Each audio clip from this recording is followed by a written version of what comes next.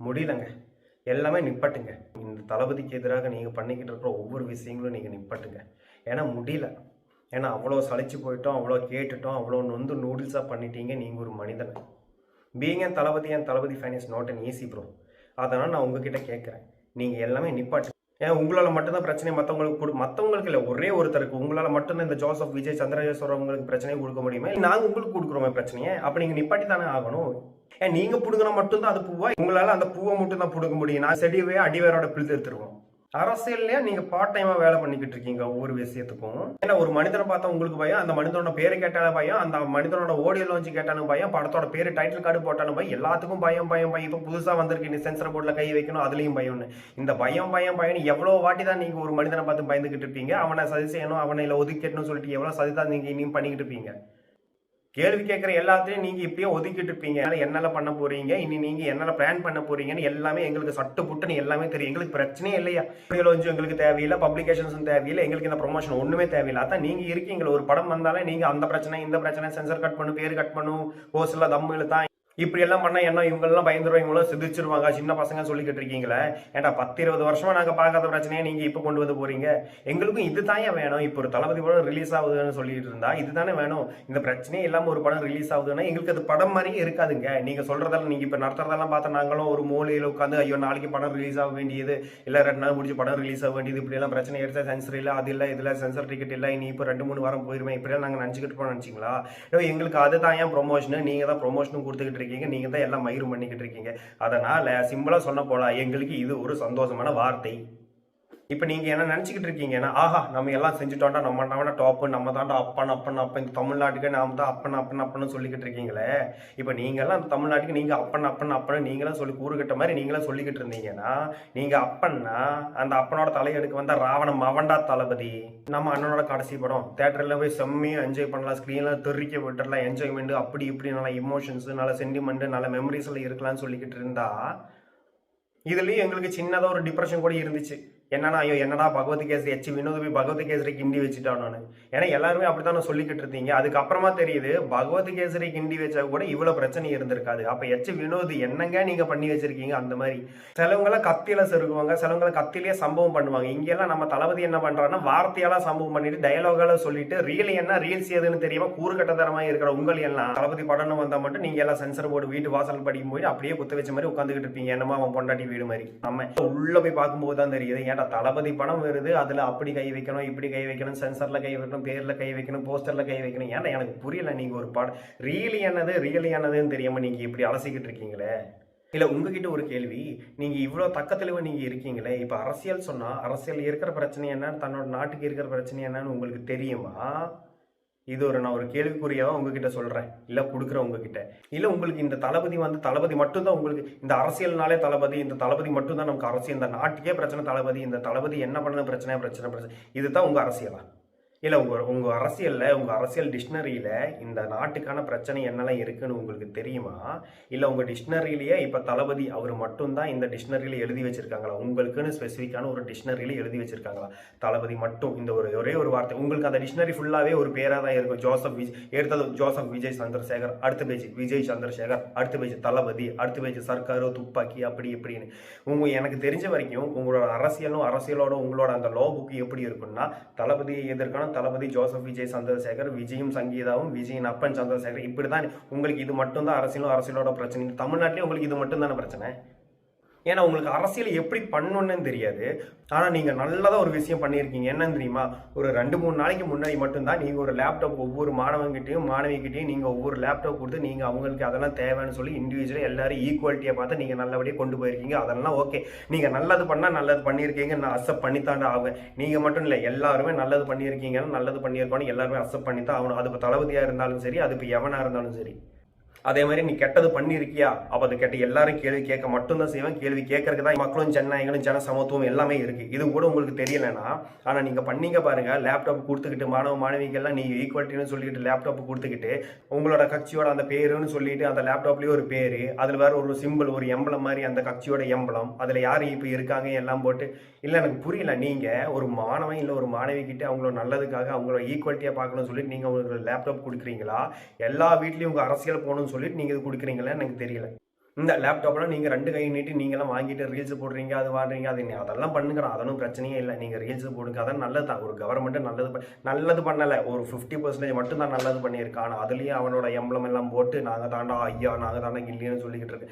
கில்லி பள்ளின்னு சொல்ல முடியும், பள்ளின்னு வேணால் சொல்லிட்டு போங்க, அதொன்னும் பிரச்சனை இல்லை. அதான் நான் இருக்கிற இடம் என்ன போட்டு சளைச்சிக்கிட்டே இருக்கும். அது மாதிரி தானே நாங்கள் போகிற இடம் எல்லாம் எம்பளம் வேணும், நாங்கள் இங்கெல்லாம் வந்துட்டோம்னு சொல்கிற மாதிரி தானே சீலம் வச்சுக்கிட்டு இருந்தீங்க. அப்போ அதை கரெக்டாக தான் போயிடும். இவ்வளோ நேரம் ஒரு கூட்டம் இருந்துச்சு, ஜாதி ஜாதி ஜாதி ஜாதி, நாங்கள் அந்த ஜாதி, இவன் அந்த ஜாதி, என்னோட இவன் தாண்டா இங்கே ஜாதியிலே பெரிய ஆளு பெரிய கைனால சொல்லிக்கிட்டு இருந்தீங்களே.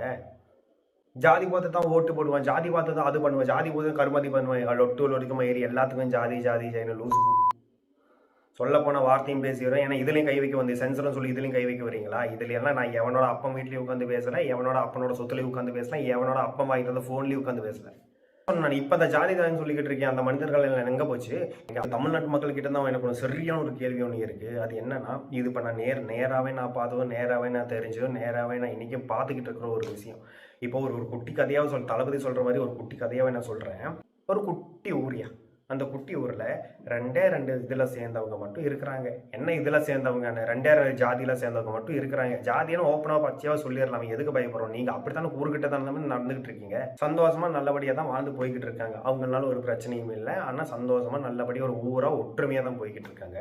ஒரு நாளைக்கு இவங்க எல்லாம் சேர்ந்து எங்கேயோ போயிருக்காங்களாமா. எங்கேயோ போயிருக்காங்கன்னா இவங்க ஃப்ரெண்ட்ஸ் எல்லாம் சேர்ந்து ஒரு குரூப் மாதிரி ஒரு சரி ஓகே வெளியில் போயிருக்காங்கன்னு வைங்களேன். ஒருத்தனுக்கு தண்ணி தாகம் எடுத்திருக்கு. இப்போ இந்த தண்ணி தாகம் எடுத்த போது இவன் கூடி இருக்கிறவன் வந்து வேற ஒரு ஜாதி. அப்போ இவங்க 2 பேருக்குமே தெரியும் இவன் வேற ஜாதி, நான் வேற ஜாதின்னு.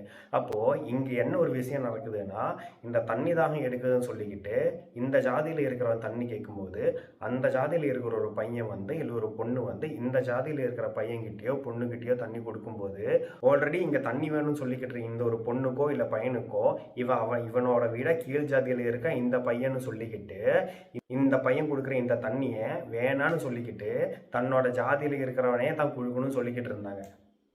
ஆனால் நான் ஒன்று சொல்லவா, இப்போ நீங்கள் 2 பேர் மட்டும்தான் இப்போ ட்ரிப்பு போய்கிட்டு இருக்கீங்க, இல்லை வெளியில் சுற்ற போயிருக்கீங்கன்னு வைங்களேன். உங்களுக்கு வையாமல் நீங்கள் படுத்துக்கிட்டு இருக்கீங்க, தண்ணி வேணும்னு சொன்னால் இவன் வேறு ஜாதியாக இருந்தாலும் இவன் வேறு ஜாதியாக இருந்தாலும் நீ எவ்வளோ தான் அடம் பிடிச்சாலும் இவன் தண்ணி கொடுக்குறது நீ கொடுக்கலன்னு கடைசியில் நாமம் போட்டு மேலே ஊன்னு சங்கூதிக்கிட்டு போக வேண்டியது. அதான் உங்களுக்கு தான் சங்கூத கிடையாது. 2026 எலெக்ஷனில் உங்களுக்கு சங்கூதி எல்லாமே விட்டுறலாம். உங்களுக்கு பின்னாடி குத்தி தானே பழக்கம். அதான் நெஞ்சு விரிச்சு ஒருத்தன் முன்னாடி நிற்கும் போது முன்னாடி குத்த தெரியாது, பின்னாடி ஏண்டா மூஞ்சிக்கு நேராகவே ஒருத்தன் நீங்கள் தான் பிரச்சனை, நீங்கள் தான் உங்களோட எதிரின்னு சொல்லிக்கிட்டு எல்லா ஸ்டேஜுக்கு நேராகவே நீங்கள் தான் எங்களுக்கு எதிரி, நீங்கள் தான் எதிரின்னு சொல்லிக்கிட்டு இருக்கீங்க. நீங்கள் ஆனால் இன்டைரக்டாக முதுகில் தான் குத்துவேன்னு சொல்லிக்கிட்டு அரசியலில் நேராக உங்களுக்கு சந்திக்க முடியாமல் பேக்கில் நீங்கள் குத்திக்கிட்டு இருக்கீங்க. இது எனக்கு நீங்கள் இப்படி இருக்கும்போது உங்களை எல்லாம் ஏன்னா எனக்கு தெரியல, இந்த அப்பாக்கள் மட்டும்தான் அந்த வீட்டை நல்லபடியாக கொண்டு போக முடியுமா? ஏன் அந்த அண்ணாவோட கூட இருக்கிற வேறு யாரும் வந்தாலும் கொண்டு போக முடியாதா? ஏன் இந்த அப்பான்னு சொல்லிக்கிட்டு இந்த மாதிரி இருக்கிற இவங்க மட்டும் தான் இந்த நாட்டை நல்லபடியாக கொண்டு போகணுமா, இல்லை வீட்டை நல்லபடியாக கொண்டு போகணும்? எனக்கு சத்தியமாக புரியல. ஏன்னா நீங்கள் கொண்டு போனால் மட்டும்தான் நடக்குமா, இல்லை மற்றவங்க கொண்டு போனால் ஒன்றுமே நடக்காது? நடத்தி தான் பார்ப்போமே, அப்போ தானே உங்களுக்கு தெரியும். நீங்களும் சான்ஸ் தான் கொடுத்து எதுக்கு பயப்படுறீங்க? நீங்கள் 40-50 வருஷம் நம்ம எல்லாமே செஞ்சுட்டோமே, இனி அடுத்த 5 வருஷத்தில் இவன் என்ன கிழிச்சு பார்ப்பான், உங்கள் ரீதியில் சொல்லணும்னா அவன் என்ன கிழிச்சு பார்ப்பான்னு சொல்லிக்கிட்டு இருக்கலாம்னு சொல்லிக்கிட்டு நீங்கள் இந்த சென்சர் போர்டில் நீங்கள் கிளிக்கிறதுக்கு மட்டும் எல்லாமே நீங்கள் அவ்வளோ தயாராக தில்லா எடுத்து கையை மடக்கிட்டு நீங்கள் நாங்கள் தானே சொல்லிக்கிட்டு வரீங்களே. அப்போ அதே மாதிரி தானே ஒருத்தர் அரசியலுக்கு புதுசாக வந்தாலும் நீங்கள் அதே மாதிரி தான் நடத்தணும். நாங்கள் தானே நீ வாடா, நீ வந்து ஒரு 5 வருஷம் ஆண்டு பாரு, அதுக்கப்புறமா தெரியும். அப்போ தான் தெரியும் நாங்கள் இருக்கிற இந்த சீட்டோட பிரச்சனை என்ன, எவ்வளோ ப்ரெஷர் இருக்கும், என்னெல்லாம் நாங்கள் யோசிச்சுக்கிட்டு இருக்கோம். ஆனால் உங்களுக்கு இருக்கிற பிரச்சனும் உங்களுக்கு இருக்கிற டென்ஷனும் உங்களுக்கு இருக்கிற ஹீட்டு மேலே இருக்குது பார்த்தீங்களா? அதான் கொஞ்சம் அப்படியே உங்கள் டிக்ஷனரினா விஜய் சந்திரசேகர், ஜோசப் விஜய் சங்கீதா, விஜயோட டைட்டில் கார்டு, இந்த மெரசல் பீக்கில் அது இது மட்டும்தான் உங்களுக்கு பிரச்சனையாக இருக்குது. இந்த தமிழ்நாட்டில் இருக்கிற மக்களோட பிரச்சனை என்ன எனக்கு சத்தியமாக தெரியும். உங்ககிட்ட இப்போ இந்த பொதுவான மக்கள்கிட்ட நான் உங்களுக்கு தக்க தெளிவாக புரிகிற மாதிரி எல்லாமே எடுத்து புரிகிற மாதிரி சிம்பிளாக ஒன்று சொல்கிறேன். இவ்வளோ நாளாக உங்களுக்கு ஆட்சின்னு சொல்லிக்கிட்டு இந்த தமிழ்நாட்டு மக்கள் ஒவ்வொருத்தரையும் நாங்கள் ஆட்சி செய்யணும்னு சொல்லிக்கிட்டு இப்போ ஒரு 10-20 வருஷம் இல்லை 30-40 வருஷமாக இப்போ சில கட்சிகள் எல்லாம் வந்து ஆட்சி பண்ணியிருப்பாங்க, ஆட்சி இன்னும் பண்ண போவாங்க. ஓகேவா? இப்போ இந்த 10-15 வருஷம் ஆட்சியில் வந்துட்டு ஒரு 5 விஷயம் 4 விஷயமாச்சும் அவங்க நல்லது பண்ணியிருக்க மாட்டாங்களா? உடனே வந்து கமெண்ட் அடிக்காதீங்க, ஆமாம் 4-5 விஷயம் நல்லது பண்ணியிருக்கோங்க. அப்போ நான் திருப்பி உங்ககிட்ட நான் ஒரு கேள்வி கேட்குறேன். ஏன்னா இந்த ஒரு 10-20 வருஷமாக ஆட்சி பண்ணிட்டு உங்களுக்கு இந்த 4-5 விஷயம் மட்டும்தான் உங்களுக்கு நல்லது பண்ண தெரிஞ்சுதா?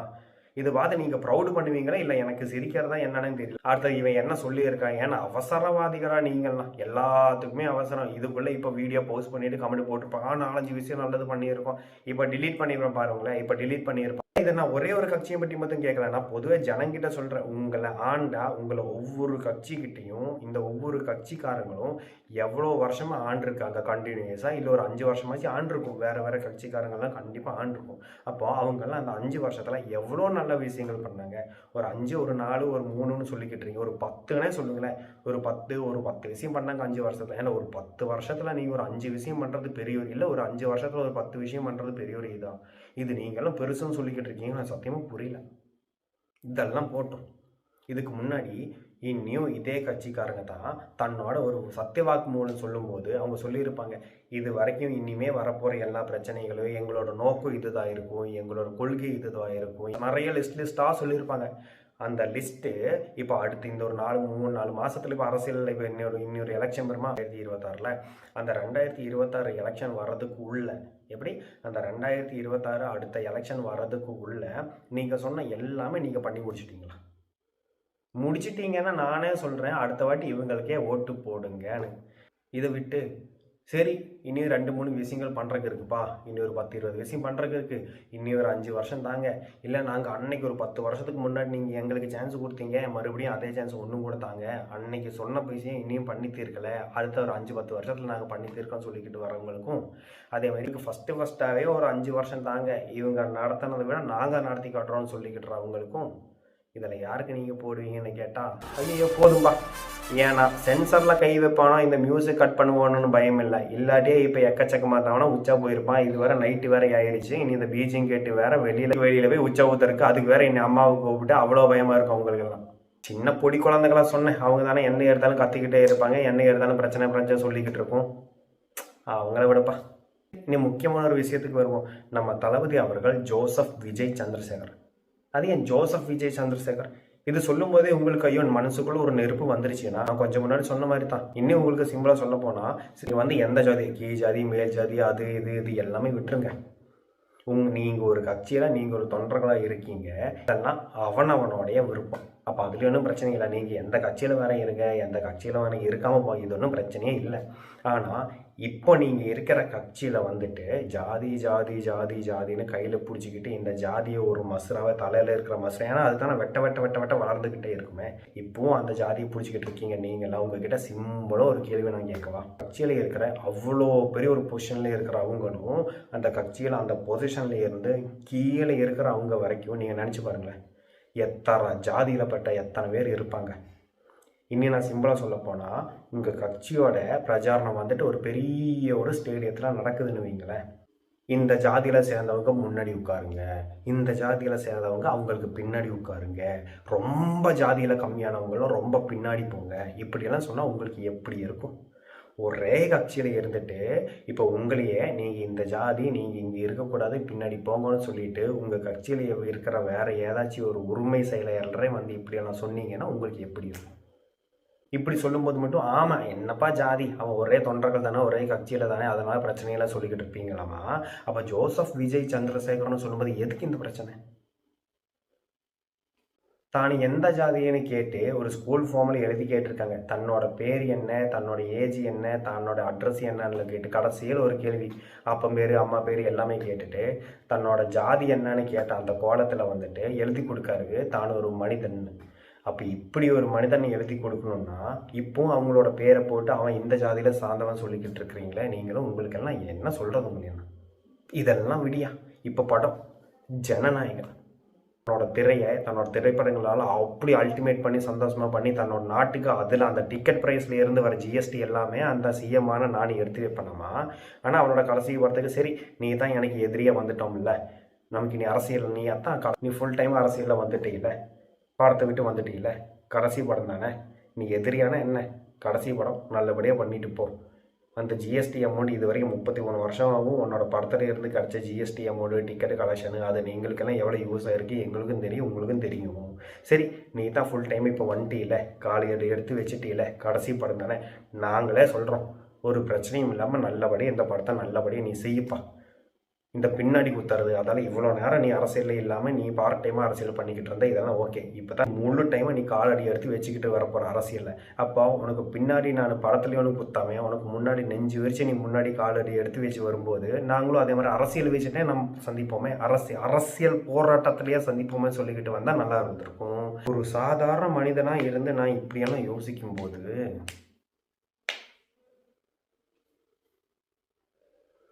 இந்த ஒரு 3-4 செகண்ட் சைலண்டில் இருந்தபோது நீங்களே அதை ஃபில் பண்ணியிருப்பீங்கன்னு தெரியும். அந்த ஃபில் பண்ணது மட்டும்தான் அது சரியாகவும் இருக்கும். நீங்கள் இந்த படத்தை வந்து நாங்கள் இப்போ சொல்கிறோம், உங்களுக்கு அவ்வளோ தில்லாக இருந்தால், உங்களுக்கு அவ்வளோ தைரியமாக இருந்தால் இந்த படத்தை வந்து எலெக்ஷனோட ஒரு 3 நாள் இல்லை ஒரு 2 வாரத்துக்கு முன்னாடி இந்த படத்தை ரிலீஸ் பண்ணுப்பா. அன்கட் வேர்ஷன் உங்களுக்கு முடிஞ்சால் அப்படி ரிலீஸ் பண்ணுங்கப்பா. ஏன் அவ்வளோ பயப்படுறீங்க நீங்கள் இந்த படத்தினால? அவ்வளோ சென்சார் கட் வேணும்னு சொல்லிக்கிட்டு ஏன் பண்ணுறீங்க? ரியல் வேறு ரியல் வேறன்னு உங்களுக்கு ஏன் இன்னும் புரியாதா? அந்த படத்தில் அவன் என்னமோ சொல்லிட்டு போட்டான். இது இப்போ நான் ஒரு அரசியல்வாதியாக இருந்தால் என்னோட கட்சியை பற்றி அவன் என்னமோ சொல்லிட்டு போனான். இன்டைரக்டாக அந்த ஒரு நடிகர் வந்து அவங்களோட படத்தில் வந்து என்னமோ கிள்ளின்னு கிழிச்சிட்டு போனாலும் ரியல் வேலை ரியல் வேலை நானே வந்து சொல்லிடுவேன். நீ நடிப்பா, நீ பார்த்துக்கலாம், அதெல்லாம் பார்த்துக்கலாம் நானே சொல்லிடுவேன். நீ உன்னோட விஷயங்கள் உன்னோட கற்பாடியெல்லாம் நீங்கள் வந்து ரியலாக நீங்கள் சொல்கிறீங்க. ஆனால் ரியல்லாம் எப்படி இருக்கும் என்ன இருக்குன்னு நாங்கள் தானே காமிக்க போகிறோம்னு சொல்லி நான் அசால்ட்டாக சிம்பிளாக விட்டுருவேன்.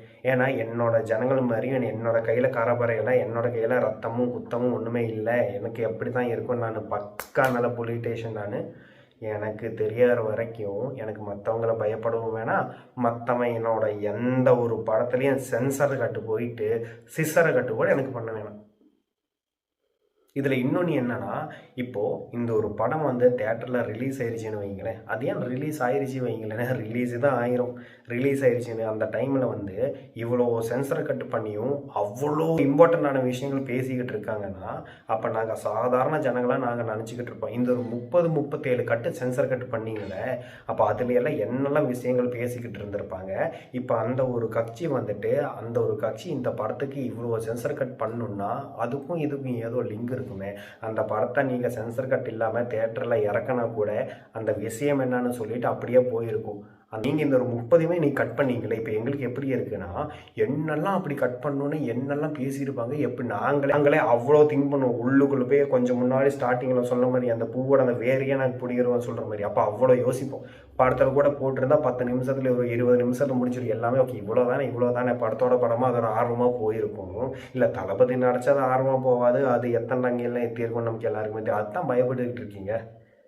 மக்களுக்குள்ளேயும் போ, மக்களின் மனசுக்குள்ளேயும் போ, அந்த மனசுக்குள்ளே போயிட்டு அதை அந்த மக்களின் மிஷின்கிட்டையும் போயிடும். கடைசியாக ஒன்று சொல்கிறேன், நீங்கள் சென்சரில் கை வைங்க, நாங்கள் எலெக்ஷன் மிஷினில் கை வச்சோம். நீங்கள் ஒவ்வொரு டயலாகில் கை வைங்க, நாங்கள் ஒவ்வொரு கட்சி சின்னத்தில் நாங்கள் வச்சிடறோம். நீங்கள் ஒவ்வொரு சீன்ஸில் கை வைங்க, நாங்கள் ஒவ்வொரு பேலட் பேப்பரில் கை வச்சிடறோம். நீங்கள் அந்த படத்திலேயே கை வைங்க, நாங்கள் அந்த எலெக்ஷன் ரிசல்ட்லேயே கை வச்சிடறோம்.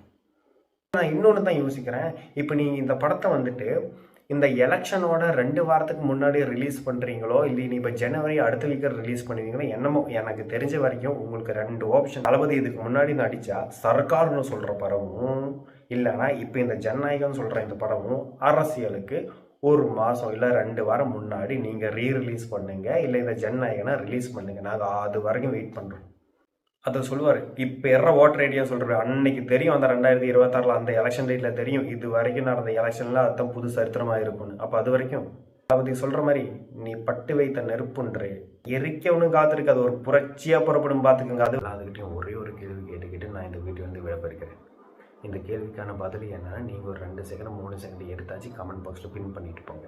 இனி இப்போ பின் பண்ண முடியலன்னா கேள்விக்கான பதிலை நீங்கள் என்னவா இருக்கணும் மைண்டில் யோசிச்சு வைங்க. இந்த கேள்வி கேட்டதுக்கப்புறம் நான் ஒரு 3 செகண்ட்ஸ்க்கு அப்புறம் நான் அந்த பதிலுன்னு சொல்லிடுறேன். இப்போ நீங்கள் ஒரு கார் எடுத்துகிட்டு போகிறீங்க, ஒரு காரு இல்லை பைக்கு ஒரு வண்டி எடுத்துக்கிட்டு நீங்கள் டிரைவிங்கில் போகிறீங்க. இப்போ ஒரு குறிப்பிட்ட ஒரு இடம் எத்தனாலும் அந்த காருக்கோ இல்லை நீங்கள் ஓட்டின வண்டிக்கு வந்து பிரேக்கு கட் ஆகிடுச்சு. உங்களுக்கு 2 ஆப்ஷன்ஸ் தான் இருக்குது. லெஃப்ட் சைடில் வந்து ஒரு குழந்தை வந்து ஒரு பேக்ரவுண்டில் விளையாண்டுக்கிட்டு, ரைட் சைடில் வந்துட்டு ஒரு 10 குழந்தைங்களை அவங்க ஒரு ரோட் பக்கத்தில் விளையாண்டுக்கிட்டு இருக்காங்க. இந்த 2 பேரில் நீங்கள் யாரை இடிப்பீங்க? 2 சைடில் ஏதாச்சும் ஒரு சைடில் வண்டி விட்டு அந்த ஒரு சைடில் இருக்கிறவங்க இறந்தால் மட்டும்தான் உங்களோட வண்டி நிப்பாட்ட முடியும். இருக்கிற இந்த ஒரு நிலைமையில் நீங்கள் யாரை மேலே வண்டி ஏற்றுவீங்க? 1 பர்சனா 10 பர்சனா? 1 குழந்தையா 10 குழந்தையா? கமெண்ட் பண்ணுங்களேன். ஒரு 3 செகண்ட் 4 செகண்ட் கமெண்ட் பண்ணுங்களேன்.